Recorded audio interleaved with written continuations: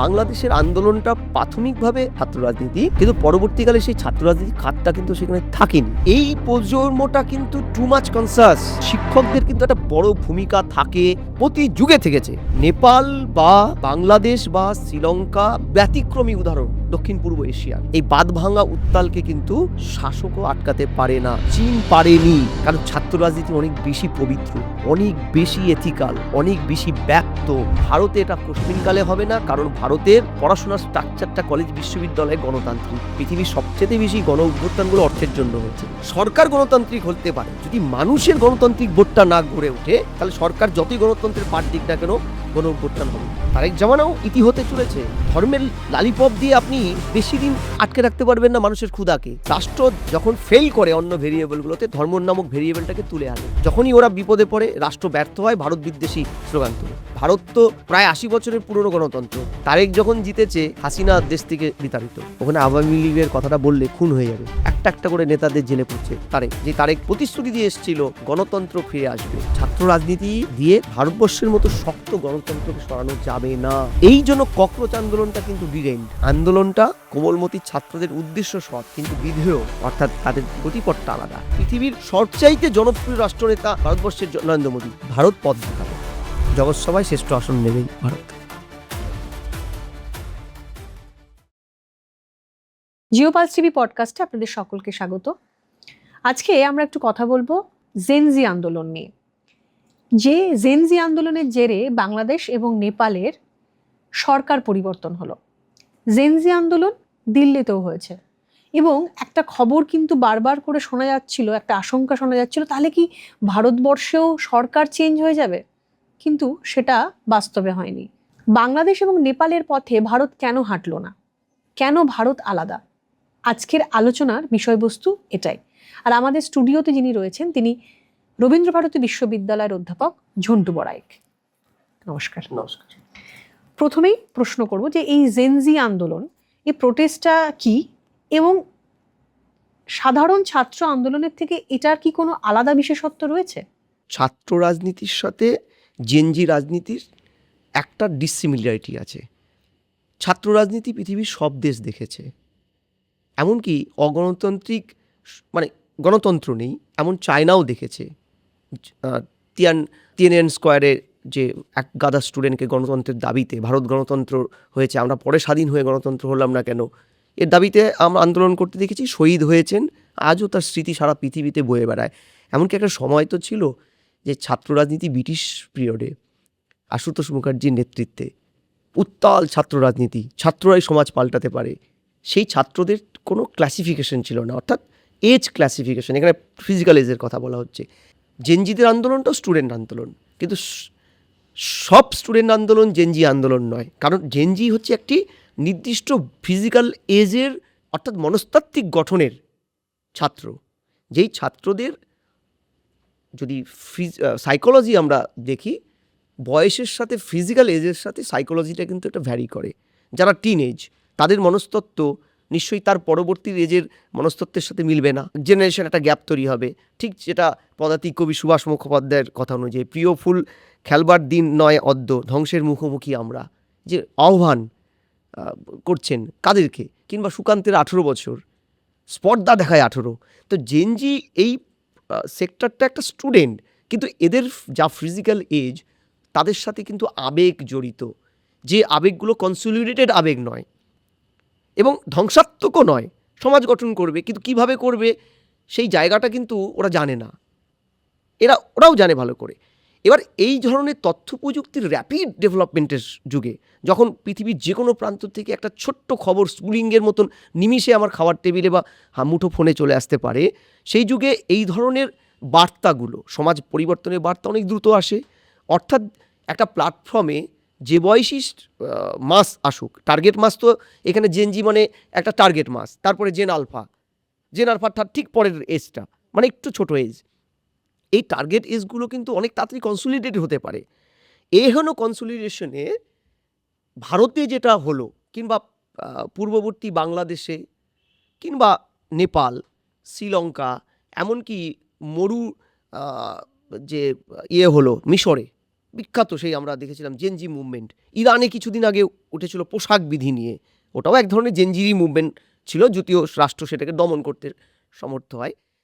এগুলোর সাথে ভারতের যে জেনজি আন্দোলন, তাদের দাবি যথেষ্ট মূল্য রাখে। একটা পরীক্ষা ব্যবস্থার সংস্কারের নাম করে তারা একটা জায়গা এসেছে, তার সাথে যুক্ত হয়েছে দীর্ঘ 10-12 বছরের তাদের আনএমপ্লয়মেন্ট, কাজ নেই, সঠিক রিপ্লেসমেন্টের দাবিটা। এগুলো তো ইকোনমিক অ্যাসপেক্ট। কোনো একটা আন্দোলনের তো সামাজিক অ্যাসপেক্ট থাকে, তার ভিতরে থাকে একটা ইকোনমিক্যাল অ্যাসপেক্ট, সেটা তো আছেই। এটার তফাৎটা কোথায়? প্রথম, আগের রাষ্ট্রগুলো তারা কিন্তু একবজ্ঞা রাষ্ট্র, সংস্কৃতির দিক থেকে একবজ্ঞা, ধর্মের দিক থেকে একবজ্ঞা। যেমন বাংলাদেশ, ঠিক যেমন নেপাল, ম্যাক্সিমাম হিন্দু রাষ্ট্র পপুলেশন, তাদের ভাষা নেপালি, খাসকুড়া যেটাকে বলে, জাতিসত্তা গোর্খাস বলে। একটা ইউনিকনেস, একটি সংস্কৃতি, ভাষা এবং জাতিসত্তার ইউনিকনেস, এটা কিন্তু অনেক মানুষকে তাড়াতাড়ি একটা জায়গায় ক্যাচি লাইনে আনে, এক আত্মা করতে পারে, এক হরিহর আত্মা করতে পারে দ্রুত। ঠিক যেমন বাংলাদেশ, সংখ্যাগরিষ্ঠ মুসলিম সম্প্রদায়, ইসলাম এবং বাংলা একটা ভাষা, এবং সাথে কিছু ডায়ালেক্ট পড়ানো হয়, সাদ্রি ডায়ালেক্ট চা বাগানের, চিটাগাঁওয়ের দিকে চা বাগানে সেখানে ডায়ালেক্টটা পড়ানো হয়, কিন্তু সামান্য 2%-এর মতন। ভাষা, সংস্কৃতি, ধর্ম এবং খাদ্যাভাস, এগুলো যদি একক হয়, আত্মার মিলটাও দ্রুত হতে পারে একটা ইস্যুকে কেন্দ্র করে। তাই এই জায়গায় গিয়ে বাংলাদেশ, শ্রীলঙ্কা, নেপাল এবং টু সাম এক্সটেন্ট পাকিস্তান যদি কোনো দিন হয়, পাকিস্তানও তাই হবে। এগুলো কিন্তু দ্রুত একটা গোষ্ঠীকে কাছে আনবে, সেটা জেনজি আনুক, জেন আলফা আনুক, বা অন্য কোনো মাসকে আনুক। কিন্তু ভারতের ক্ষেত্রে এটার বাধাটা কোথায়? ভারত ভাষা, সংস্কৃতি, সাহিত্য, খাদ্যাভাস, রুচিশীলতা, আবহাওয়া, এই সব কিছুর একটা বৈচিত্র্য যেটা পৃথিবীর অনন্য। মানে আমরা ছোটোবেলার থেকে তো প্রত্যেকেই পড়ে এসেছি, বৈচিত্র্যের মধ্যে ঐক্য খুঁজে পাওয়া গেছে। যুগে যুগে শক, হুন, পাঠান, মোগলের মিলন মহান, তারা এসেছেন, আত্মীকরণ হয়েছে। এই হেন ভারতবর্ষে, যেখানে পৃথিবীর সবচেয়ে বেশি ভাষার বৈচিত্র্য, সেই ভাষার বৈচিত্র্য, সংস্কৃতির বৈচিত্র্য, ধর্মের বৈচিত্র্য, এমনকি এমনও ধর্ম ভারতবর্ষে বিরাজমান যে ধর্মের উৎস দেশটিতে ধর্মটা চলে, জরথুস্ট্রিয়ান পারস্যে নেই, ভারতে আছে। এই সমস্তগুলোকে একদিকে যেমন এটা বৈচিত্র্য, আমাদের গর্ব, আবার গণ আন্দোলনগুলো একটা প্ল্যাটফর্মে আসতে গিয়ে কিন্তু এই পলিফোনিক ব্যাপারটা, পলি মানে বহুত্ব, এটা কিন্তু একটা বড় বাধা। ভারতবর্ষে বহু বছর পরেই সম্ভবত এই ধরনের একটি আন্দোলন কনসলিডেটেড হলো। এটা বোধহয় প্রথম বললে হবে না, আমরা আরজি করে যে বোনটির রেপ অ্যান্ড মার্ডারের ঘটনা দেখলাম, তখন সমুদ্র হিমাচল একটা জায়গায় এসেছিল, ইস্যুটা ছিল আলাদা। ঠিক এই সময়টায় অভিনব বিপ্লবগুলো এসেছে সোশ্যাল মিডিয়াতে, সোশ্যাল রেভলিউশন এসেছে, সবার হাতে স্মার্টফোনের বিপ্লব, অ্যান্ড্রয়েডের বিপ্লব, মানুষ এখন এআই চালিত। এই প্রজন্মটা কিন্তু টু মাচ কনসাস সোসাইটির বিষয়টায়, অনেক বেশি নিজের ভাবনাগুলোকে প্রকাশ করতে চায়। ফলে আর দ্বিতীয় হচ্ছে, এই মুহূর্তে আমরা যেই এরাতে ভারতবর্ষে বাস করছি, সেটা হচ্ছে ইয়াং ইন্ডিয়া, অর্থাৎ পৃথিবীর সবচেয়ে বেশি ইয়াং পপুলেশন ভারতে। এই দুটোর ডেডলি কম্বিনেশন দেখা যাচ্ছে এই ভাষার ব্যারিকেডটাকে কিন্তু উইথড্র করতে পেরেছে। এই যে জায়গায় একটা বড় প্রবলেম হচ্ছে Democratic pattern of the Indian political society. কীরকম দেখুন, আমরা বহুদলীয় শাসন ব্যবস্থায় বিশ্বাস করি, প্রচুর রাজনীতি দল, আমরা যতই বলি এমার্জেন্সি হয়েছে 75 to 77, তারপরেও কিন্তু এমার্জেন্সির পরে হারতে হয়েছে অটমোস্ট সুপ্রিম ইন্দিরাজিকে, হেরে যেতে হয়েছে, নির্বাসনে যেতে হয়েছে, আবার তিনি ফেরত এসেছেন। এই জন্য এখানে হচ্ছে মনোসন থেকে ওই কি বলা হয় ডায়লগ, হ্যাঁ, মনোলোগ থেকে ডায়লগে বেশি বিশ্বাস করেন রাজনীতি দলগুলো। একটা জিনিস সেটা হচ্ছে যে ধরুন দেশের প্রশ্ন যখন আসে, আমি যদি রিসেন্টলি অপারেশন সিন্দুরের কথা বলি, তখন কিন্তু মানে শাসক এবং বিরোধী সবাই একসঙ্গে বসে দেশের জন্য যেটা ভালো সেটাই কিন্তু এই সিদ্ধান্ত, এই নজির বোধহয় আর কোথাও দেখা সম্ভব নয়, বাংলাদেশ এবং নেপাল তো নয়। আপনি নিজে বিশ্ববিদ্যালয়ের অধ্যাপক এবং আপনি জেনজি দেরই মানে টিচার। তো আপনার চোখে আমি যদি আপনার ছাত্রদের কথা একটু জানতে চাইবো, যে তাদের ভালো মন্দ একজন শিক্ষক হিসেবে যদি আপনি একটু ব্যাখ্যা করেন জেনজিদের। বিশ্ববিদ্যালয়ের অধ্যাপক মানে কোমলমতি ছাত্র, অর্থাৎ 18-র পরের স্টুডেন্টদের আমাদের নিতে হয়, কারণ আমাদের ইউজিও আছে, পিজিও আছে। এবং আমরা জানি 18-র ঊর্ধ্বের সুকান্তের 18-র স্পর্ধা, এই 18-র স্পর্ধারা হচ্ছে কাঁচা মাটির মতন ঢেলা। একজন শিক্ষক তার বাবা মার পরেই একজন শিক্ষক তার মনস্তাত্ত্বিক এই মাটির ঢেলাটাকে একটা শেপ দিতে পারে, সুনাগরিক হিসেবে গড়ে তুলতে। বিশ্বাস করো, বিশ্ববিদ্যালয় চত্বরে ছাত্র রাজনীতি হয়, বিশ্ববিদ্যালয়ের এই ছাত্র রাজনীতি উত্তাল হয়, কখনো কোনো ধ্বংসাত্মক হয়। আবার এই শিক্ষকরাই কিন্তু ছাত্রদের পাশে দাঁড়ায়। কোনো মূল স্রোতের রাজনীতি তখন কিন্তু থাকে না। আমার আরেকটা জিনিস মনে পড়ে, সে 28শে অগস্ট তৎকালীন রাজনীতিতে গান্ধীবাদী নেতা, স্বাধীনতা সংগ্রামী, বিখ্যাত সাহিত্যিক দাদু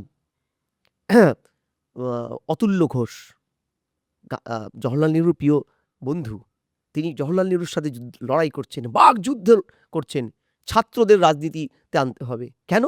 জওহরলাল নেহরু বলছেন, কেন ছাত্রদের কেন রাজনীতিতে আনবে, তাকে পড়াশোনা করতে দাও। উনি বললেন, পড়াশোনা মানে কি আপনি দুটো বই পড়া বোঝেন? গণতান্ত্রিক রাষ্ট্র ব্যবস্থায় পড়াশোনার একটা অংশ হচ্ছে গণতন্ত্রকে বোঝা। 18 বছর পরে তিনি যখন ভোট দিতে যাবেন, তাহলে তার প্রতিনিধিত্ব প্রশ্নটা তাকে কলেজ বিশ্ববিদ্যালয়ের স্তরে যদি হাতে করি না দেওয়া যায়, হঠাৎ করে আপনি নাগরিক সমাজে ওকে ছেড়ে দিলেন, ও তো রাজনীতি বুঝবে না, বরং সমস্ত ক্রিমিনাল অ্যান্টি সোশ্যাল রাজনীতিতে আসীন হবে, ওকে ক্রিয়নক পুতুল করবে, ওর মেধার মূল্য দেশ পাবে না। তিনি 28শে অগস্ট ছাত্র রাজনীতির ভিত্তিপ্রস্তর স্থাপন করলেন। এই যে জেনজিদের নিয়ে এত বেশি কিছু বলা হচ্ছে, যে তারা অনেক বেশি মানে অপ্রতিরোধ্য, সেটা যে সবসময় ইতিবাচক দিক থেকে বলা হচ্ছে সেটা নয়, নেগেটিভ অ্যাসপেক্টসও বলা হচ্ছে। তারা কিছু বোঝে না, তারা খুব ভুল পথে পরিচালিত হয়ে যায়, বা তারা খুব জেদ দেখাচ্ছে, এই ধরনের নেগেটিভ অ্যাসপেক্টসগুলোও তুলে আসে। কিন্তু একজন অধ্যাপক হিসাবে এই মানে এই যুব সম্প্রদায়কে, এই জেনজিদেরকে কিভাবে সামলান? আমি একটা ছোট উদাহরণ বলি। এবার 4 তারিখের পরে পালাবদল হয়েছে, যেটা হয় দীর্ঘদিন তো পশ্চিমবঙ্গের কলেজ বিশ্ববিদ্যালয় স্তরগুলোয় কোনো ভোট হয়নি। 7-8 বছর স্টুডেন্ট অ্যাক্টিভিটি ছিল না, এবং দুর্ভাগ্যজনক যেখানে হলেও ধরুন আরজি করের জুনিয়র ডাক্তারদের মুভমেন্টের ক্ষেত্রেও কিন্তু এটা খুব বড় একটা প্রশ্ন। প্রশ্ন ছিল, এবং তাদের দাবি ছিল যে নির্বাচন করাতে হবে, এবং ছাত্র নির্বাচন। ফি বছর হতো, এবং লিঙ্গ কমিশনের সুপারিশ মেনে ক্যাম্পাসগুলোতে সুস্থ গণতান্ত্রিক পরিমণ্ডলে ভোট, এটা আমাদেরও দীর্ঘ দাবি ছিল। আমরা বিভিন্ন চ্যানেল, প্ল্যাটফর্মে এবং কলম তুলেছি, সরকারের সাথে একাধিক মিট করেছি। এবং আমার লাস্ট 15 বছরের শিক্ষকতার তিক্ত অভিজ্ঞতার থেকে বলি, যে তখন কলেজ বিশ্ববিদ্যালয়ে দুস্তরেই চাকরি করেছি, যে কোথাও আমার চেয়ে কম বয়সী কোনো ছাত্রনেতাকে আমি পাইনি। মানে অধ্যাপকের চেয়ে ছাত্রনেতার বয়স ছিল অনেক বেশি, অনেক বেশি, মানে এরা কেউ ছাত্র নয়। ক্যাম্পাসগুলো দাপিয়েছে। তাতে কি কোমলমতি ছাত্রদের রাজনৈতিক বোধের অভাব হয়েছে? না।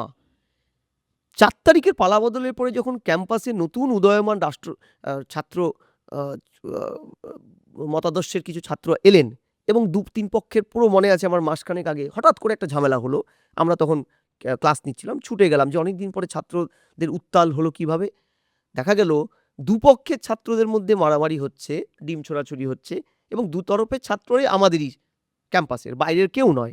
আমরা বসানো হলো, আলোচনা হলো, এবং তারপরে মাসখানেক অতিক্রান্ত আমরা তাদেরকে একটা শর্ত দিয়েছিলাম, কোনো দলের কোনো পতাকা ক্যাম্পাসে তোমরা আপাতত ব্যবহার করবে না, যতদিন না সরকার নোটিফিকেশন করে ভোটের জন্য বলে। তাহলে শিক্ষকদের কিন্তু একটা বড় ভূমিকা থাকে, প্রতি যুগে থেকেছে। মানে আর এই ক্ষেত্রে অগ্রণী বাংলা। ঠিক, বিভিন্ন মতাদর্শ থাকতেই পারে, এবং প্রশ্ন করার তো অধিকার তো সেখান থেকেই জন্মায়, মানে গণতন্ত্র তো তাই। এই কারণেই তো কোথাও গিয়ে ভারতবর্ষ আলাদা।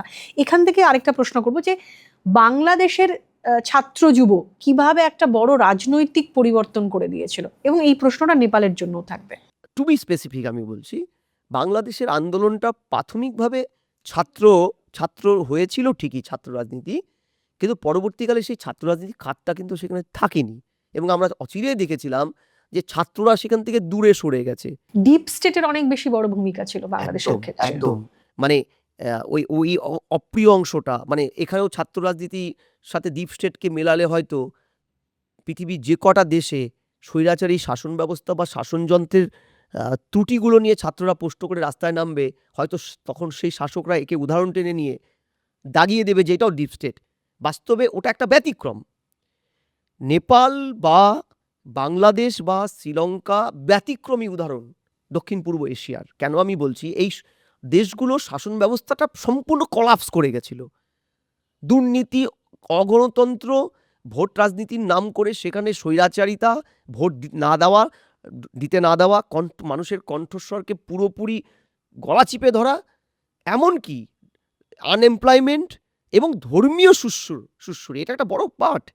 এগুলো সব মিশেল হয়ে সেখানকার ছাত্র রাজনীতিটা কিন্তু উত্তাল হয়ে সেটা ভুল পথে গিয়েছিল। এবং আমরা জানি মানে জব সোরাসের মতন খুব বড় মাপের ডিপ স্টেটের মাথা, এমনকি কিছু সোশ্যাল নেটওয়ার্ক, আমি নাম বললে অত্যুক্তি হবে না, ফেসবুক, ইনস্টাগ্রাম, এরা একটা ডিপ স্টেটের কিন্তু কতগুলো এলিমেন্ট যারা এইসব দেশে বিভিন্নভাবে ছায়া যুদ্ধ চাপিয়ে দেয় নিজের সেলফ ইন্টারেস্টে। ডিপ স্টেট মানে নো স্টেট, নিজের পার্সোনাল ইস্যুগুলোকে চাপিয়ে দেওয়া। দুর্ভাগ্য কখন হয়, এই নিজের পার্সোনাল ইস্যুগুলো চাপাতে গিয়ে যদি কেউ ছাত্রদেরকে শিখণ্ডিতা করে। কারণ ছাত্র রাজনীতি অনেক বেশি পবিত্র, অনেক বেশি এথিক্যাল, অনেক বেশি ব্যাপ্ত, এবং সারা পৃথিবীর যে কটা স্বৈরাচারী দেশের শাসক থাকুক না কেন, ছাত্র রাজনীতি, ছাত্রদের উত্তাল আন্দোলনকে তারা কিন্তু সংযতির চোখে দেখে। কারণ এই বাঁধভাঙা উত্তালকে কিন্তু শাসকও আটকাতে পারে না। চীন পারেনি। তিয়ানজিন স্কয়ার কোনো একদিন চীনে জেগে উঠবে এবং চীনের ওই স্বৈরাচারী শাসনকে ধূলিসাৎ করবে, এটা আমিও জানি, চীনের রাষ্ট্রনায়করাও জানেন। ফলে এর সাথে যদি কোনো মৌলবাদী শক্তির যোগসাজশ করিয়ে দিয়ে কেউ স্ট্যান্ড করিয়ে দেয়, যেটা বাংলাদেশে হলো, ছাত্র রাজনীতির নাম করে সার্জিস আলমদের যে আন্দোলনটা, সেটা পরবর্তীতে হয়ে গেল ওখানে একটি সম্প্রদায়ের নিধনের অশ্বমেধ যজ্ঞের রূপ। এটা কিন্তু দুর্ভাগ্যজনক। ভারতে এটা কস্মিনকালে হবে না, কারণ ভারতের পড়াশোনার স্ট্রাকচারটা কলেজ বিশ্ববিদ্যালয়ে গণতান্ত্রিক। ভারতে সিলেবাসটা অনেক বেশি ব্যাপ্ত বিজ্ঞানসম্মত, যেটা বাংলাদেশে নেই। টু সাম এক্সটেন্ট নেপালে থাকলেও শ্রীলঙ্কাতেও নেই। ফলে এই হলো অনেকগুলো ক্রাইটেরিয়াও সেক্ষেত্রে কাজ করে একটা উত্তাল গণ আন্দোলন। কিন্তু আমি এখনও বলছি যে এই উত্তাল গণ আন্দোলনটা যদি খুব শেপে দেওয়া যায়, যেমন ভারতবর্ষের ছাত্র আন্দোলনের মধ্যে আমরা কিছু অনভিপ্রেত কিছু জিনিস দেখলাম, যেটা পরবর্তীকালে এদেশের পুলিশও পর্যন্ত, মানে দিল্লির পুলিশও দেখালো যে ছাত্র রাজনীতির একটা বিশুদ্ধ আন্দোলনের মধ্যে কিছু এলিমেন্ট ঢুকে গেছিল। সেই সংখ্যাটা 1873 জন, কে একদম ক্রিমিনাল ব্যাকগ্রাউন্ডের লোক। এরা যখন ঢুকে পড়ছে তখন বুঝতে হবে ছাত্রদেরকেও আত্মমূল্যায়নের জায়গা তাদের আছে। ঠিক। তাদের আন্দোলনে যদি নটোরাইজ ক্রিমিনাল, বা তাদের আন্দোলনে যদি আমার আফরোজ, 60 ঊর্ধ্ব, 50 ঊর্ধ্ব, আরফাত আলী, খুরশিদ, তারপরে আমাদের রিঙ্কু, জামিন আহমেদ, দীপক ভৌমিক, এরা ঢুকে পড়ে, যাদের পড়াশোনার সাথে ছাত্র সাথে দূর দূরান্ত কোনো সম্পর্ক নেই। এটা আপনি কলকাতার কথা বলছেন। এটা কলকাতার। এগুলো কিন্তু আত্মমূল্যায়নের জায়গা থাকবে।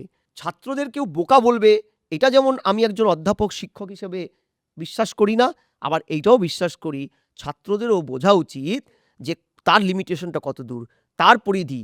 আজকে যারা ছাত্র রাজনীতি, ককরোচ বলো, ক্রোকোডাইল বলো, যে নামধারী ছাত্র রাজনীতিগুলো সামনে আসছে, তাতে কোনো অবজেকশন নেই। কিন্তু তারা রাষ্ট্রের কতটুকু অংশ বলবে, রাষ্ট্রের বিরোধিতা শাসকের বিরোধিতা এক নয়, আমাকে বুঝতে হবে। দেশ এবং সরকার তো আলাদা আলাদা, আবার দলও আলাদা।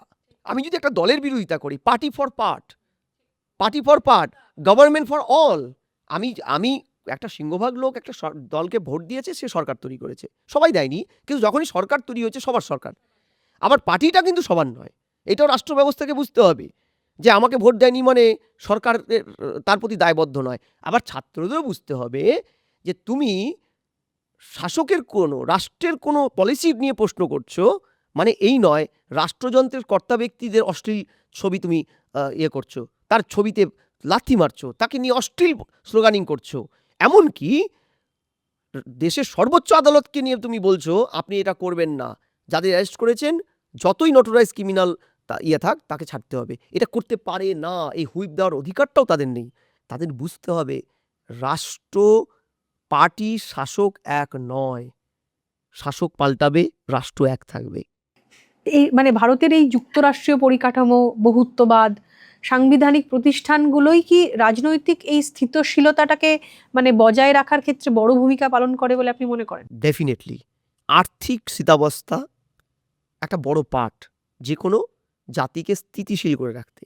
কারণ পৃথিবীর সবচেয়ে বেশি গণ অভ্যুত্থানগুলো অর্থের জন্য হয়েছে, এটা ভারতের আছে। রাষ্ট্রায়ত্ত ব্যাংকিং ব্যবস্থাটা এখনও অনেকটাই সুদৃঢ় আমাদের।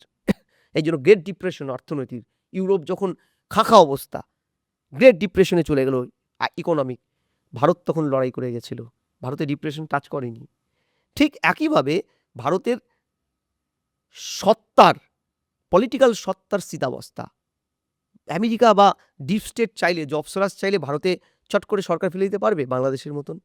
ভারতের প্রধানমন্ত্রী হঠাৎ করে নির্বাসিত হতে পারবে কোনো একটি পার্শ্ববর্তী দেশে? পারবে না।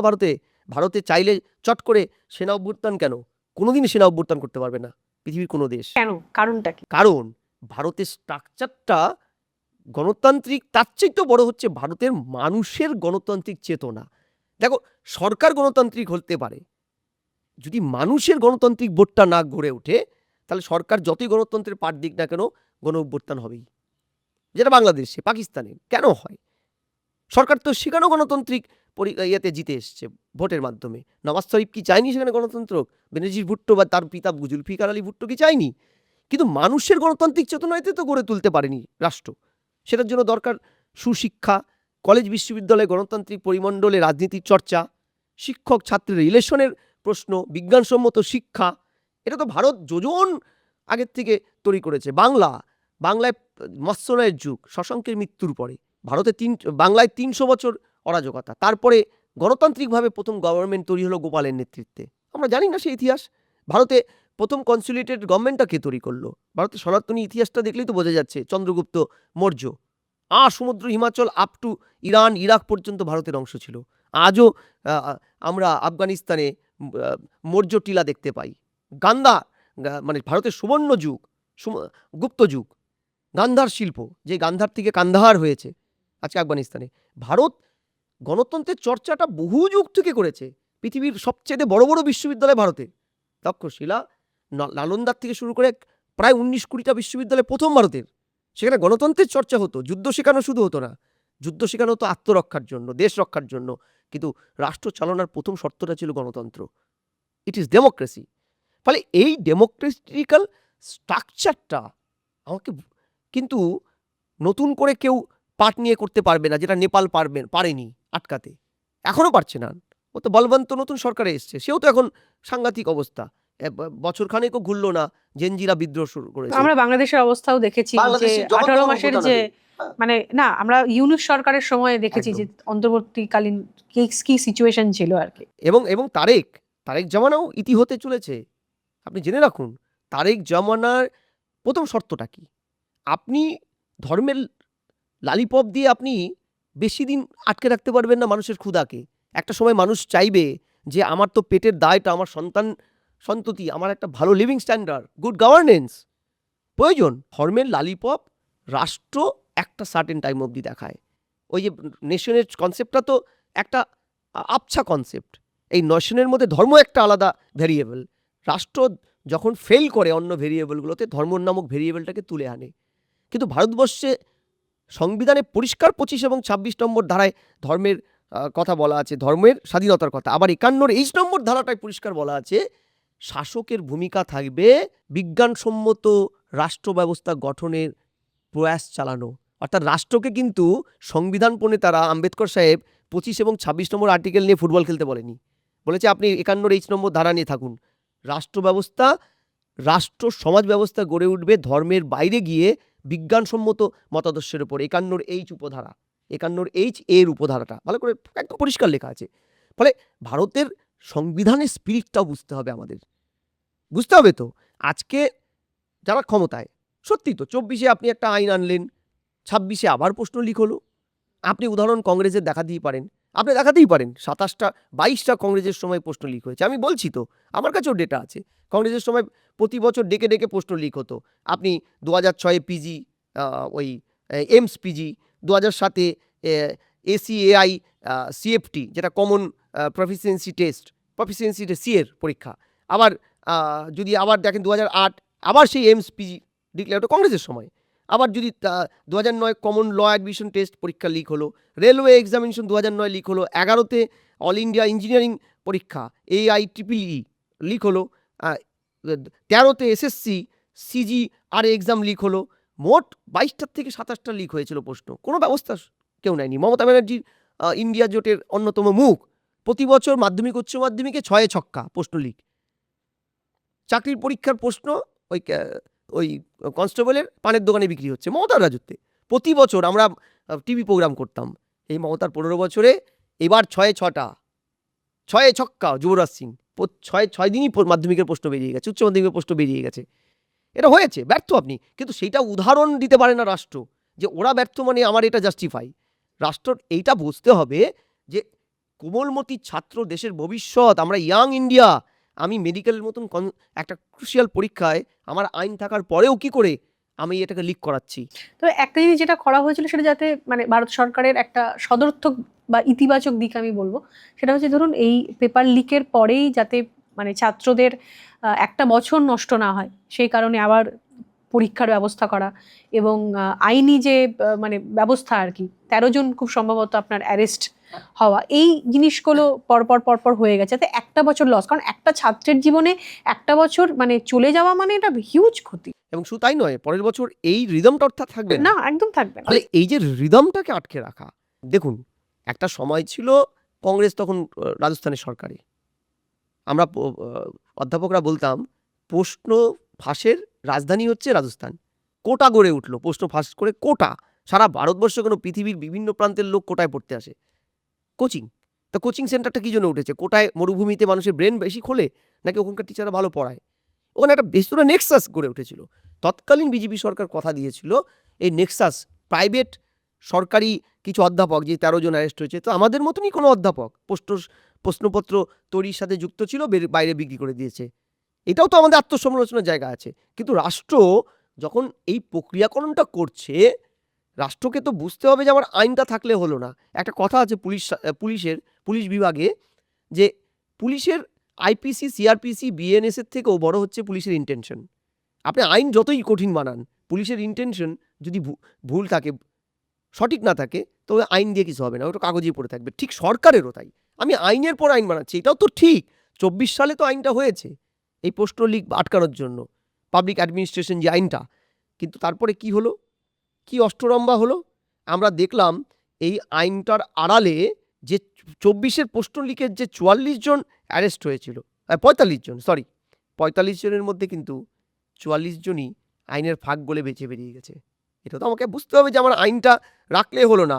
Public examination prevention of unfair means act 2026 আপনি করেছেন, বিরোধীরা বাধা দিয়েছে, বিরোধীদেরও আত্মসমালোচনার জায়গা আছে। বিরোধীরা কি এটাকে ইস্যু করে পলিটিক্যাল মাইলেজ পেতে চাইছে, নাকি পরীক্ষা ব্যবস্থার সঠিক পুনর্মূল্যায়ন চাইছে, পরীক্ষা ব্যবস্থার আমূল সংস্কার চাইছে?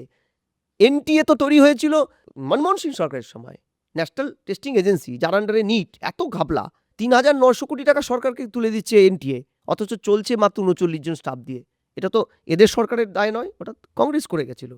তাহলে যদি বিরোধীরা সদার্থক রাজনীতিটা না করে, বিরোধীরা যদি বলে আমি শুধু শাসকের বিরোধিতাই করে আমি ভোট রাজনীতি বলতে করলাম। কালকে আমি প্রিয়াঙ্কা গান্ধীর এবং তার আগের দিন হাস্যকর হলেও সত্যি যে হাউসে অভিষেক বন্দ্যোপাধ্যায় বড় বড় কথা বলছিলেন, তা তার সরকারের সময় 26,000 চাকরি চলে গেল, ভারতবর্ষের ইতিহাসে সর্ববৃহৎ শিক্ষা স্ক্যাম।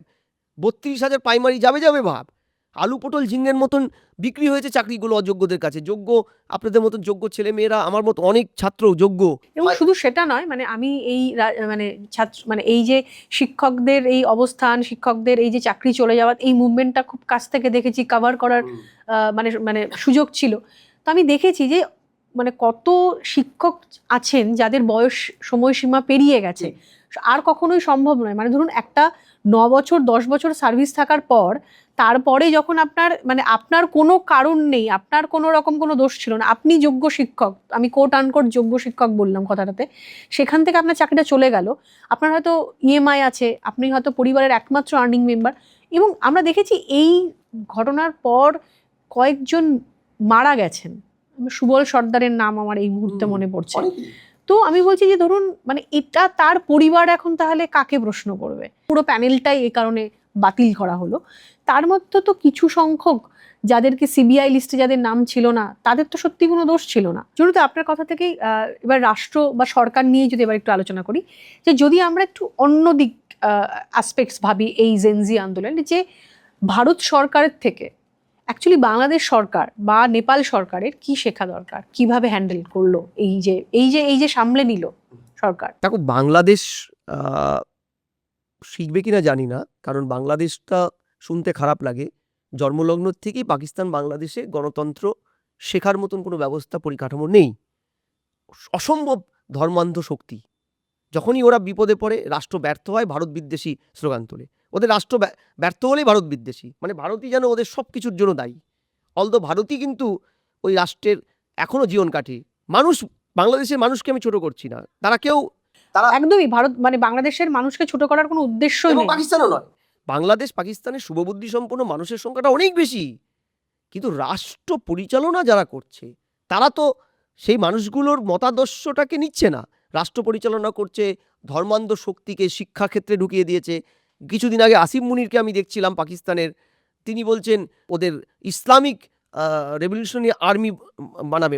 ভাবা যায় একটা গণতান্ত্রিক আর্মির মধ্যে ইসলামিক ফোর্স ঢুকিয়ে দেবে, তারা আর যে কোনো দেশের উপরে হামলা করবে, ধর্মান্ধ শক্তি। বাংলাদেশের তারিকজিও তাই স্টেটমেন্টটা দিলেন, যে একই প্যাটার্ন, যে চীন ভ্রমণ থেকে ফিরে এসে তিনি বললেন ইসলামিক প্যাটার্নে আর্মি সাজানো হবে। ফলে এগুলো ব্যর্থতাকে ঢাকার চেষ্টা। ফলে তারা ভারতের এই ট্যাকটিক্যাল পলিসি শিখবে কিনা আমি জানি না, কারণ ভারত তো প্রায় 80 বছরের পুরনো গণতন্ত্র, পৃথিবী কুর্নিশ জানায়। জোট আন্দোলনের মানে ভারত হচ্ছে প্রথম জোট আন্দোলনের আবিষ্কারকর্তা, নির্জোট আন্দোলনের জনক ভারতকে বলে। এগুলো কি পাকিস্তান শিখেছে? শিখেনি তো। এবার প্রশ্ন হচ্ছে নেপাল। দেখো, নেপাল হিমালয়ের কোলে একটা সময় পৃথিবীর একমাত্র হিন্দু রাষ্ট্র ছিল, রাজতন্ত্র চালিত। ওরা পরবর্তীকালে মাওয়িস্টদের হাত ধরে গণতন্ত্র ফিরেছে। কিন্তু সেখানে একটা বড় প্রবলেম, যে নেপালের রাজনীতিটা কিন্তু কোনোদিনও স্বাবলম্বী হতে পারেনি। একটা সময় নেপাল রাজা বারবার ভারতকে চিঠি করতেন, নেহরুজিকে, যে আমরা হিন্দু রাষ্ট্র, রাজতন্ত্র আছে, চীন যখন তখন দখল করে নেবে তিব্বতের মতন, আপনি আপনার দেশের একটা প্রদেশ হিসেবে নিন। নেহরু পাত্তা দেয়নি, যেমন তিব্বতকেও পাত্তা দেয়নি। নেহরুজি যেমন বালুচিস্তানকেও পাত্তা দেয়নি, চিঠি দিয়েছে, পরে পাকিস্তান দখল করে নিয়েছে, ওটা তিব্বত চীন দখল করে নিয়েছে। সিয়াচিন একটা অংশ পাকিস্তান দখল করে নিয়ে চীনকে দিয়ে দিয়েছে। নেপাল কিন্তু দখল না হলেও, নেপাল কিন্তু পুরোপুরি আফটার ওখানকার রাজতন্ত্রের পতনের পরে 2001-এ রাজ পরিবারের যখন হত্যাটা হলো, পুরো পরিবার সমেত, তারপরে যে ওখানে তথাকথিত আন্দোলনটা গড়ে উঠলো, আমরা ভেবেছিলাম যেটা কমিউনিস্ট আন্দোলন, সেটা কিন্তু ছিল চীনের চালিত। অর্থাৎ চীন ওখানে একটা ডিপ স্টেটের ভূমিকায় অর্থাৎ নেপাল যেটা ভাবছে সেটা চীনের চোখ দিয়ে ভাবছে। ফলে চীনের চোখ দিয়ে ভাবলে ভারতে এত সুন্দর একটা গণতান্ত্রিক পরিমণ্ডল, যেই ভারতে প্রায় 80% উপরে নেপালি ভারতে থাকে। 1950 সালের ভারত নেপাল চুক্তিটা কি লেখা আছে? একমাত্র নেপাল দেশ যারা ভারতবর্ষে ভিসা পাসপোর্ট ছাড়া আসবে। ভারতও নেপালে যাবে ভিসা পাসপোর্ট ছাড়া। আমার বাড়ি ওখানটা, মেচি নদী দিয়ে হেঁটে হেঁটে নেপালে গিয়ে বাজার টাজার করে উইথাউট ভিসা পাসপোর্ট আপনি চলে আসতে পারবেন। নেপালের প্রায় সিংহভাগ লোক এখানকার আর্মিতে চাকরি করে, গোর্খা রেজিমেন্ট আছে তো। পাহাড়ে বিমল গুরুংয়ের স্ত্রী নেপালি, অনেক থাপা নেপালের নাগরিক, এ দেশের রাষ্ট্র ব্যবস্থার কন্ট্রোলিং পয়েন্টে বসে আছে, কোনো আইনের বাধা নেই। 1950 আইন অনুযায়ী ও দেশের নাগরিক এখানে আসতেই পারবে, কোনো বাধা নেই। এহেন ভারতের সাথে এক হরিহর আত্মা নেপাল। হ্যাঁ, কাঠমান্ডু, এই যে জনক জানকীর মানে জানকী মানে সীতার বাবার রাজ্য নেপাল, হিন্দু রাষ্ট্র। আমরা যে চোখ দিয়ে আমাদের সংস্কৃতিটাকে দেখি সিংহভাগ মানুষ, সেই চোখ দিয়ে নেপালিরাও দেখে। সেই হেন নেপাল শিখতে পারেনি কেন ভারতের থেকে? কারণ রাজনৈতিক নেপাল, এটা সামাজিক নেপালের কথা বললাম, পলিটিক্যাল নেপাল চীনের চোখ দিয়ে দেখে। তাই ভারত বিদ্বেষী ওখানকার ক্ষমতাসীন শাসক যারাই বসেছে, আপনি প্রচণ্ডকে দেখুন, তারপরে পরে যারা এসেছে, কেউ ভারতপন্থী ছিলেন না। কারণ নেপালের চাপ ছিল, নেপালের পয়সা ওখানে কাজ করে, প্রচুর টাকা, পলিটিক্যাল প্রভাব কাজ করে। ফলে এরা ভারতের থেকে শিখবে কি না আমি জানি না, কিন্তু এইটুক বলতে পারি, এই আন্দোলনটা বিনা রক্তপাতে সুন্দরভাবে বোঝাপড়ার মাধ্যমে ভারত যেভাবে সমাধান করলো। চীন এত বড় মহাশক্তিধর, তারা তো 10,000 তিয়ানজিন স্কোয়ারে 10,000-এর উপরে সংঘবদ্ধ ছাত্র, গণতন্ত্র চাই ভারতের মতন। কারণ চীন ভারতের পরে স্বাধীন হয়েছিল ব্রিটিশদের থেকে, তারপরে দীর্ঘদিন গৃহযুদ্ধ চলেছিল ওখানে। সেই চীন রাতের লাইট অফ করে ট্যাঙ্কার দিয়ে 10,000-এর বেশি ছাত্রকে মাটিতে পিষে দিয়েছিল। আজও সেই মৃত ছেলে মেয়েগুলোর বাবা মারা চার দেওয়ালের মধ্যে চুপচাপ বসেও তার সন্তানের স্মৃতিচারণ করতে পারে না, রাষ্ট্র জানতে পারলে তুলে নিয়ে চলে যাবে। এইটা ছিল চীন। ভারতের এই গণতান্ত্রিক পরিমণ্ডলটা এশিয়া, দক্ষিণ পূর্ব এশিয়ায় কোন প্রতিবেশী দেশ মানবে আমার সেটা প্রশ্ন নয়। ভারত পৃথিবীর গণতান্ত্রিক স্ট্রাকচারে বোঝালো আরেকবার যে ভারত কেন আলাদা। মনোলোগ নয়, ভারত মনোলোগে চলে না, ডায়লগে চলে। অর্থাৎ একমুখীকরণ রাজনীতি ভারতে চলে না। আলোচনা, সমালোচনা, পারস্পরিক বোঝাপড়াটা যেটা গণতন্ত্রের সবচেয়ে বড় অলংকার, সেটা ভারতের রাষ্ট্র ব্যবস্থা যারাই ক্ষমতায় থাক, কংগ্রেস থাক, সিপিএম থাক, বিজেপি থাক, যারাই থাক, ভারতের পলিসি সেটা। এবং সেটা বহু শতাব্দী পুরনো এই পলিসি, যেই পলিসিতে রাজা অশোক কিন্তু পার্শ্ববর্তী সবকটা দেশ, চীন, তিব্বতেও ধর্মপ্রচার করেছিল আলোচনার মাধ্যমে, দেশ দখল করেনি। বুদ্ধম শরণম গচ্ছামি, ধর্মম শরণম গচ্ছামি করে। যে ভারতের যে বিশাল জনসংখ্যা, ভাষাগত পার্থক্য, আঞ্চলিক বৈচিত্র্য, এটা কি যেটা আপনি বলছেন যে জাতীয় একক আন্দোলন গড়ে তোলার ক্ষেত্রে এটা একটা মানে বিষয়টা একটু কঠিন করে তোলে কেন? মানে এখানেও কি ধরুন এই ডাইভার্সিটিটাই একটা বড় ফ্যাক্টর হয়ে যায়? যে কোনো পৃথিবীর যে কোনো ডাইভার্সিটির দেশে, যেমন আপনি দেখুন ভারতের মতন দ্বিতীয় ডাইভার্সিটির দেশ কোনটা? সাউথ আফ্রিকা, ট্রাইবেল অধ্যুষিত, দীর্ঘদিন উপনিবেশ শাসন, বর্ণবিদ্বেষ, এমন বর্ণবিদ্বেষ যে স্বাধীনতার পরেও বর্ণবিদ্বেষ এতটাই চরমে ছিল যে ক্রিকেট থেকে ওরা নির্বাসিত হয়েছিল প্রায় 20 বছরের উপরে, কালো সাদা। সেখানে কে কে প্রথম গণ আন্দোলনটা সংগঠিত করেছিল? ভারতবর্ষে একটি রোগা পাতলা আইনের সবচেয়ে ব্যর্থ একটি লোক, মোহনদাস করমচাঁদ গান্ধী। কেন তারা পারেনি? কারণ ডাইভার্সিটি আন্দোলন মানে কি? একটা ইস্যুতে সবাই একমত হওয়া। সবাই একমত হবে না, সংখ্যাগরিষ্ঠ একমত হওয়া, তখন তো সেটা আন্দোলন হয়। তো সেটা যদি করতে গিয়ে আমি দেখি ও ব্রাহ্মণ, ও ক্ষত্রিয়, ও বৈশ্য, ও শূদ্র, ও মুসলিম, ও হিন্দু, ও রাজপুত, ও রাজবংশী, ও নেপালি, ও আদিবাসী, ও অসুর, ও বাঙালি, ও পাঞ্জাবি, ও তামিল, তেলুগু, এই যে বহুধা বিভক্ত হয়ে যাওয়াটা, এইটা কিন্তু তখন একটা বাধা হয়ে দাঁড়ায়। ইন্টারেস্ট গ্রুপ তৈরি করে। ইন্টারেস্ট গ্রুপটা এক্ষেত্রে এই ভাষা, সংস্কৃতি, কালচারটা কিন্তু বাধা হয়। বাংলাদেশ, নেপাল এবং ভারতের রাজনৈতিক দলগুলোর যদি শক্তির মধ্যে সবথেকে বড় পার্থক্য কি? নেপাল বহুদলীয় ব্যবস্থা নয়, দুদলীয় ব্যবস্থা, 3 দলীয় ব্যবস্থা। বাংলাদেশ দল বলে কিছু আছে? তারেক যখন জিতেছে, হাসিনা দেশ থেকে বিতাড়িত আছে। ওখানে আওয়ামী লীগের কথাটা বললে খুন হয়ে যাবে। একটা একটা করে নেতাদের জেলে পড়ছে। তারেক প্রতিশ্রুতি দিয়ে এসেছিল গণতন্ত্র ফিরে আসবে। অর্থাৎ পলিটিক্যাল স্থিতাবস্থাটা আপনাকে আনতে হবে। গণতন্ত্রের ডায়লগ, এই গণতন্ত্র মানে কি? গণতন্ত্র মানে জনগণের তন্ত্র, জনগণের কথা। গণতন্ত্র যদি আপনি এইটাই বলেন, তাহলে তো কেউ এটা বলতেই পারে যে মানুষ কাকে বলে? যে 2 পায়ে হাঁটে সে মানুষ। তাহলে মুরগিও মানুষ, মুরগি তো 2 পায়ে হাঁটে। ঠিক। আর যেটা আপনি ব্যান করার কথা বললেন, তাহলে তো এই রাজ্যে পালা বদলের পর বিজেপি গভর্নমেন্টে আসার পরে সবার আগে উচিত ছিল যে টিএমসি কে ব্যান করে দেওয়া। না, করবে না তো। এক্স্যাক্টলি, এখানেই আলাদা। আমি এই আলাদার জায়গাটাই এবং বলছি। যারা আমাদের শাসকও চেষ্টা করেনি এমন নয়। তৃণমূল 15 বছরের শাসনকালে তারা অলিখিত ব্যান, লিখিত তো আমাদের সংবিধান অনুযায়ী কাউকে ব্যান করা যায় না, অলিখিত ব্যান করার চেষ্টা করেছে। ছাত্র রাজনীতি করতে দেবো না, স্থানীয় নির্বাচন গায়ের জোরে দখল করব, পঞ্চায়েত নির্বাচন প্রার্থী দিতে দেবো না বিরোধীদের। তার খেসারত কি জনগণ তাদের দেয়নি? 18 সালে ওরা পঞ্চায়েত নির্বাচন করতে দেয়নি, 34% সিটে উইথাউট কন্টেস্টে জিতেছিল। অনুব্রত মণ্ডলের উন্নয়ন রাস্তায় দাঁড়িয়ে পড়েছিল লাঠি হাতে। তার ফলটা কি হয়েছিল? 19-এর লোকসভা নির্বাচনে বিজেপি অসম্ভব ভালো রেজাল্ট করে 18টা সিট পেয়ে গেছিল। তৃণমূল বেসামাল হয়ে গেছিল। কি বলে রে, একটা পার্টি অফিস নিয়ে বিজেপি, সে বিজেপি এমপি জিতে গেছে। মানুষকে এই পরিকাঠামোয় কেউ যদি এই ব্যান কালচার কোনো শাসক পলিটিক্যালি চায় ইম্পোজ করতে, সে সাময়িক সফল হতে পারে, কিন্তু নির্বাচনে মানুষ তার প্রতি এটা দেখিয়ে দেবে। তুমি আমাকে ভোট দিতে দাওনি পঞ্চায়েত ভোটে, আমি তোমায় ছেড়ে দেবো, দেখছি তোমাকে। তৃণমূল চলে গেল কেন? হিন্দু মুসলমানের জন্য? একদম নয়। গুড গভর্নেন্সের অভাব, চাকরি চুরি, ভোট অধিকার এর প্রশ্নে আরজি কর একটা খুব বড় ভূমিকা। মা বোন আবাল বৃদ্ধ বনিতা একটাই কথা বলেছে, তৃণমূল যে কায়দায় ওই বোনটির ওই রকম হত্যার সাথে যুক্ত যারা তাদেরকে ছাড়ানোর চেষ্টা করেছে, পুলিশ প্রশাসনকে লেলিয়ে দিয়েছে, এই সরকারকে আমরা চাই না আর। এই যে এই ধরনের যে মানে যুব সম্প্রদায় মানে জেনজিদের যে প্রোটেস্ট, এটা তো অনেকটা এখন ধরুন ওই সমাজ মাধ্যমে তো অনেক বেশি করে ভাইরাল একটা ফ্যাক্টর। তো সমাজ মাধ্যম কি এই ধরনের আন্দোলনকে শক্তিশালী করে নাকি বিভক্ত করে?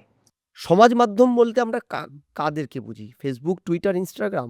For your kind information, Facebook, Twitter, Instagram, YouTube, এগুলোতে বড় বড় পদগুলো সব ভারতীয়রা আসীন হয়ে থাকলেও এরা কিন্তু আমেরিকা, ইসরায়েলের পলিসি পার্ট হিসেবে কাজ করে। তারা বেতনভোগ কর্মী। বেতন শুধু তাই নয়, এরা ভারতবর্ষ সবচেয়ে বড় যে পপুলেশন, যেই পপুলেশনে এই মুহূর্তে তারা লাস্ট বছরের হিসাব দেখাচ্ছে যে 29,392 কোটি টাকার শুধুমাত্র বিজ্ঞাপনে আয় করেছে। মানে আমি কামাই বলিনি, বিজ্ঞাপনে আয় ফেসবুক থেকে।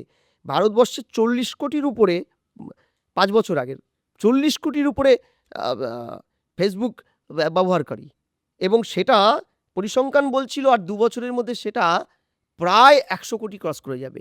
এহেন ভারতবর্ষে ফেসবুক, টুইটার, ইনস্টাগ্রাম সত্যিকারের জনজাগরণ করছে নাকি জনজাগরণের আড়ালে নিজস্ব পলিসিগুলোকে চাপিয়ে দিচ্ছে?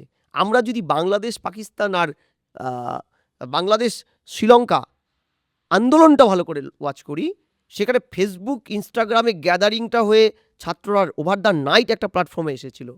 ঠিক যেমন করে ভারতের এই আন্দোলনটা পুরোটা দাঁড়িয়েছিল ইনস্টাগ্রামের উপরে এত দ্রুত, এটা আমার কথা নয়, রিপোর্ট দেখাচ্ছে। ঠিক যেভাবে এই আন্দোলনটা যখন প্রধানমন্ত্রীর ভাষণের পরে 300 মিলিয়নের উপরে ভিউয়ার্স হয়ে যাওয়ার পরে ছাত্ররা নরম হলো, সরকারের প্রতি দৃষ্টিকোণ পাল্টাতে শুরু করলো, তখন এই মেটা এটাকে উইথড্র করলো। একটা রাষ্ট্রপ্রধানের ভাষণ যেটা একটা সামাজিক ইস্যুকে অ্যাড্রেস করছে, সেটা উইথড্র করলো মেটা, এবং যুক্তি কি দেখালো? Technical glitching. পরে প্যারাডাইম শিফট করে উত্তর দিল, না টেকনিক্যাল গ্লিচিং নয়, কেউ একজন রিপোর্ট করেছিল। আমার প্রশ্ন হচ্ছে, এটা কি ঝন্টু বড়াইকের ফেসবুক বা আপনার ওই সেলফি ভিডিও যে কেউ রিপোর্ট করলো, আপনি উঠিয়ে দিলেন? রাষ্ট্রনায়ক, ভারতবর্ষ পৃথিবীর সবচাইতে জনপ্রিয় রাষ্ট্রনেতা ভারতবর্ষের নরেন্দ্র মোদী, আপনি যখন তিনি একটা সামাজিক ইস্যুতে করছেন, আপনি সেটাকে কি করে ওঠেন? তার মানে কি ইন্টারেস্ট গ্রুপটা কারা? যারা দেখছে যে আন্দোলনটাকে আমাদের প্ল্যাটফর্মের মাধ্যমে সংগঠিত করতে গিয়ে আর হয়ে উঠলো না, জল ঢেলে দিল, তাই উঠাও, তাই তো? এবার প্রশ্নটা হচ্ছে, এই কারণে চীন বা রাশিয়া তারা কিন্তু ফেসবুক ঢুকতে দেয়নি। এটা আমরা প্রথমে ভাবতেই পারি বাক স্বাধীনতার প্রশ্ন। চীনে কিন্তু ফেসবুক আছে, সেটা ওদের নিজস্ব। আমার প্রশ্নটা হচ্ছে, এই প্ল্যাটফর্মগুলো যেমন ঠিক আগের যুগের মেলার ভূমিকাটা নিত, আমরা আগের যুগে মানুষের মিলন ক্ষেত্র, মানুষ যাতে এক জায়গায় এসে দ্রুত একটা গণ আন্দোলন, সামাজিক ইস্যুকে অ্যাড্রেস করতে পারে, তখন প্রাচীন ভারতবর্ষে মেলার আয়োজন হতো। তখন মেলা মানে মিলন। ওই পাড়ের মেয়ে বিয়ে হয়েছে, 3 বছর মেয়েটাকে দেখেনি, যাওয়াও সম্ভব নয়, মেয়ের বাপের বাড়ির লোকজন বা ওখানকার শ্বশুর বাড়ির গ্রামের লোকজন এই মেলায় আসলে আমার মেয়ে ভালো আছে তো, জানতে পারলো মেয়ে 2 বছর আগে মারা গেছে। এটা তো মিলন ক্ষেত্র। এই মিলন ক্ষেত্রটা আজকে ফেসবুক, ইনস্টাগ্রাম নিয়েছে। কিন্তু আমার প্রশ্নটা হচ্ছে, আপনি এই মিলন ক্ষেত্র যে প্ল্যাটফর্মটা ইউজ করছেন, সেটা কি বিশুদ্ধ ভারতীয়? আপনাকে বুঝতে হবে।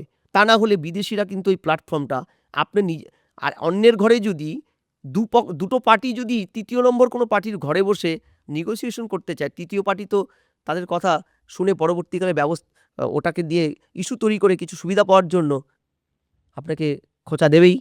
আমি আমাদের আলোচনার শেষের দিকটাতে একটা প্রশ্ন হচ্ছে যে শুধু ছাত্র আন্দোলন দিয়ে কি একটা সরকার পরিবর্তন সম্ভব, নাকি সেখানে আপনার বিরোধী রাজনৈতিক শক্তি, বিচার ব্যবস্থা, প্রশাসন, জনসমর্থনের মতন বিষয়গুলো আরো অনেক বেশি গুরুত্বপূর্ণ?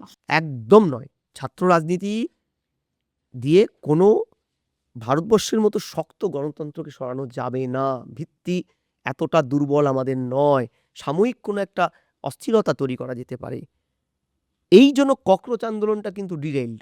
যেহেতু এই প্ল্যাটফর্মটায় দায়িত্ববান পলিটিক্যাল পার্টিগুলো ঢুকতে পারেনি বা ঢুকতে দেয়নি খুব বেশি এদেরকে। না, তারা চেষ্টা করেছিল, মানে ধরুন ঢুকতে দেয়নি। শেষের দিকে তো মানে আমি বলবো যে আপনার বিরোধীরা তো একটা বড় স্ট্যান্ড নিয়েছে। হ্যাঁ, ফলে এহেন প্ল্যাটফর্মটা কিন্তু মানে পলিটিক্যাল যদি পার্টি ইনভলভ না হয়, মানে দায়িত্ববান যারা গণতন্ত্র বোঝে, রাজনীতির চর্চাটা যারা করে, তাহলে কিন্তু এটাকে সার্বিকভাবে সাফল্যমণ্ডিত করা যাবে না। এই কারণে দেখবে জেনজি আন্দোলনের সাথে যুক্ত গ্রামের গরিব ছেলেটি এখনও দিল্লিতে ভাড়ার টাকা না থাকার জন্য বাড়ি ফিরতে পারেনি, কিন্তু জেনজির এলিট সোসাইটির নেতারা তারা কিন্তু বড় বড় পার্টি করে ফেলেছে। এটা দায়িত্বজ্ঞানহীনতার পরিচয়। কারণ আন্দোলনটা কোমলমতি ছাত্রদের উদ্দেশ্য সৎ, কিন্তু বিধেয়, অর্থাৎ তাদের গতিপথটা আলাদা। ভারতবর্ষের শক্ত স্ট্রাকচার কোনোভাবেই কোনো একটি ছোট্ট অ্যাপলিটিক্যাল আন্দোলন দিয়ে পারা যাবে না। মানুষের কাছে বিশ্বাসযোগ্য হতে গেলে কোনো একটা প্ল্যাটফর্ম দরকার, রেকগনাইজ প্ল্যাটফর্ম। এই কারণে দেখবে ভারতবর্ষে ওই নকশাল পিরিয়ডের ওই যাত্রা আন্দোলন সফল হয়ে যাওয়ার পরে মানুষের মন থেকে যেদিন নকশালরা উঠে গেল, তারপরে আর কিন্তু নকশালরা, মাওবাদীরা সার্বিক মানুষের মধ্যে স্থান পায়নি। ওরা জঙ্গলে জঙ্গলে আদিবাসীদের কাছে মনটা পেয়েছে। অর্থনীতি, বেকারত্ব এবং মূল্যবৃদ্ধি, এই তিনটি বিষয় তরুণদের রাজনীতিতে কতটা প্রভাব পড়বে বলে আপনি মনে করছেন? আমি আবারও বলছি, কোনো একটি গণ আন্দোলন একটা ইস্যুকে কেন্দ্র করে ক্ষোভের বহিঃপ্রকাশ হতে পারে, যে তার পিছনে সুদূর প্রসারিত একটা অর্থনৈতিক ধারা থাকে। অর্থনীতি একটা বড় কারণ আন্দোলন হওয়ার জন্য। অর্থনৈতিক বৈষম্য, মানুষ ধনী দরিদ্রের তফাৎ, রাজতন্ত্র চলে গেল কেন? জমিদারি রাজত্ব চলে যেতে বাধ্য হলো কেন? মানুষ দীর্ঘদিন আর্থিক শোষণযন্ত্রে পিষ্ট হয়েছে। আর্থিক শোষণযন্ত্রে পিষ্ট হতে হতেই যখন দেওয়ালে পিঠ থেকে গেছে, মানুষ রুখে দাঁড়িয়েছে। মানব সভ্যতার ইতিহাস তো তাই বলে। আজকে এই মানুষগুলো ওই জায়গাটা জড়ো হয়েছে, এই ছোট ছোট বাচ্চা ছেলে মেয়েগুলো। এরা শুধু কি প্রশ্নপত্র ফাঁসের জন্য যুক্ত? ওখানে যারা নেতা আছে, কেউ কালে বিকালে নিট পরীক্ষা দিয়েছে বলে আমি জানি না। আর যারা ফার্স্ট, সেকেন্ড, থার্ড, ফোর্থ হয়েছে, তারা তো বাড়িতে বসে স্টেটমেন্ট দিচ্ছে, আমি তো পড়েছি, আমি তো ভালো রেজাল্ট করেছি, আমার ওই আন্দোলনে যাওয়ার কি দরকার? তাহলে কেন ওই ছাত্রগুলো আসলো? শিক্ষা ব্যবস্থা, সিস্টেম। দীর্ঘ 14-12 বছরে সবচেয়ে বেশি বেকারত্ব ভারতবর্ষে। অর্থ নেই, একটার পর একটা ডাউন সাইজিং হচ্ছে বিভিন্ন কোম্পানিগুলোর থেকে। ভারতীয়দের বিদেশে যাওয়ার ইয়েটাও বন্ধ করে দেওয়া হয়েছে। বিদেশে ওদেরও তো আর্থিক অবস্থা একটা আমেরিকা A1 ভিসার একটা বিশাল চলছে, ঝামেলা ভারতীয়দের উপরে। বিভিন্ন সময় পলিটিক্যাল ইস্যু চেঞ্জ হচ্ছে, আমেরিকার ওই খেপাটে সম্রাট তিনি একটা করে সিদ্ধান্ত নিচ্ছেন।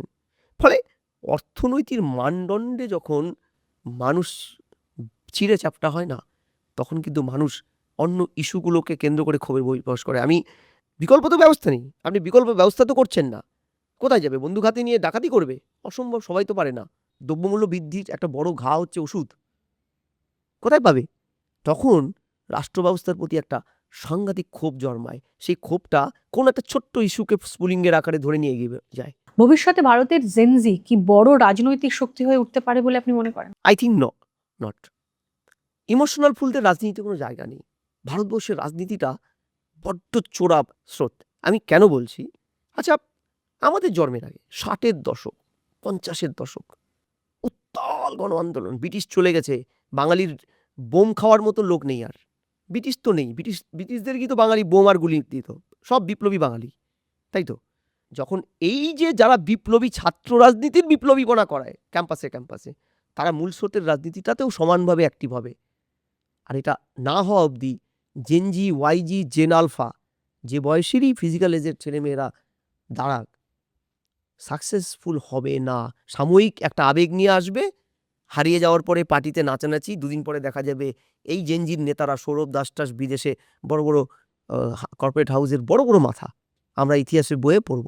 বাংলাদেশ, নেপাল এবং ভারতের যে অভিজ্ঞতা, সেটা থেকে দক্ষিণ এশিয়ার গণতন্ত্র কি শিক্ষা নেবে? দক্ষিণ এশিয়ার গণতন্ত্র তো ভারতবর্ষকেই অনুসরণ করে চলে। জোট নিরপেক্ষ ধারার জনক আমরা। এবার রাজনীতির শিক্ষা নেওয়া যদি বলেন, দক্ষিণ এশিয়ার সবচেয়ে বড় শক্তিধর দেশ তো চীন, সার্কের অন্যতম মুখ ছিল। ভারত তো গণতন্ত্র বহুদিন দেয়নি। বাংলাদেশেরও গণতন্ত্র, পাকিস্তানেরও গণতন্ত্র, আরশোলাও পাখি। ফলে আমি ওটা নিয়ে যাচ্ছি না। Sri Lanka rather better. শ্রীলঙ্কা কিছুটা হলেও ওরা স্টেবল, ভারতীয় কাউন্টার পার্টি তো ওরাও। নেপাল, আগামীতে আমি আশা করছি নেপাল গণতন্ত্রটাকে ফ্রুটফুলি চীনের রক্তচক্ষু উপেক্ষা করে একটা স্থায়িত্ব দেবে।